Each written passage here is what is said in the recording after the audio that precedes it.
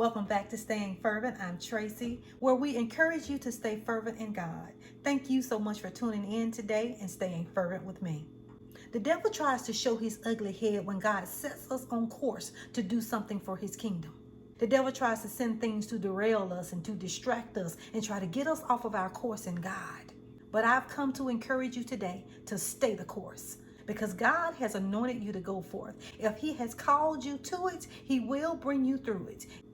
If he has anointed you to do this thing, you will get through it. So let determination be your driving force and let focus be your key. These two factors will definitely help you reach the finish line. I'm reminded of Jeremiah, God's servant, who God had placed in his heart to go back and rebuild the walls of Jerusalem. That this is what happened. Now it happened when Sanballat, Tobiah, and Gershom the Arab, and the rest of our enemies heard that I had rebuilt the wall. Come and let us meet together in the villages of the plains of Ono. But they thought to do me harm.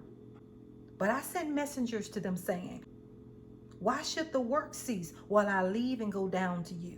The enemy was trying to trick Nehemiah to come down off of the wall, to come and see what they wanted. See, the devil will send things to try to distract us, to try to get us off course of what God has sent us to do. But Nehemiah had discerned this one thing. He said, they meant to do me harm. See, we have to have a discerning spirit. You got to be able to discern that it's the enemy that's speaking to you.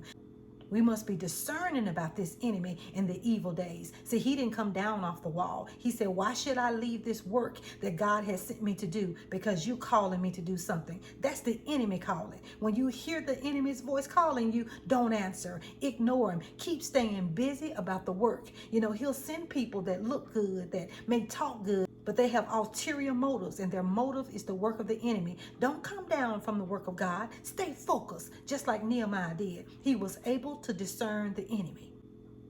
This enemy had been trying to get Nehemiah to come down from God's work because they could not stand that someone had come down to rebuild the walls of Jerusalem, that someone would take the time to go out and do something for God's city. What an evil spirit and evil heart that was. The enemy talked about Nehemiah. They tore his name down. They said nothing good about him. They lied on him and they belittled him. But he and his team would not cease the work.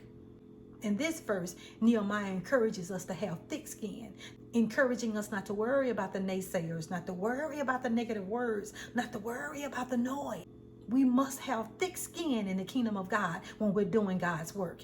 Keep going in God. Keep staying on the wall. Stay about the work that God has given you to do. God doesn't want us to focus on that. Focus our eyes on the task that he has given us, because everything else comes as a distraction to deter you from destiny. And we're not going to focus on the noise. We're not going to pay attention to the noise. Let the devil talk and let him throw shade, but you stay the course.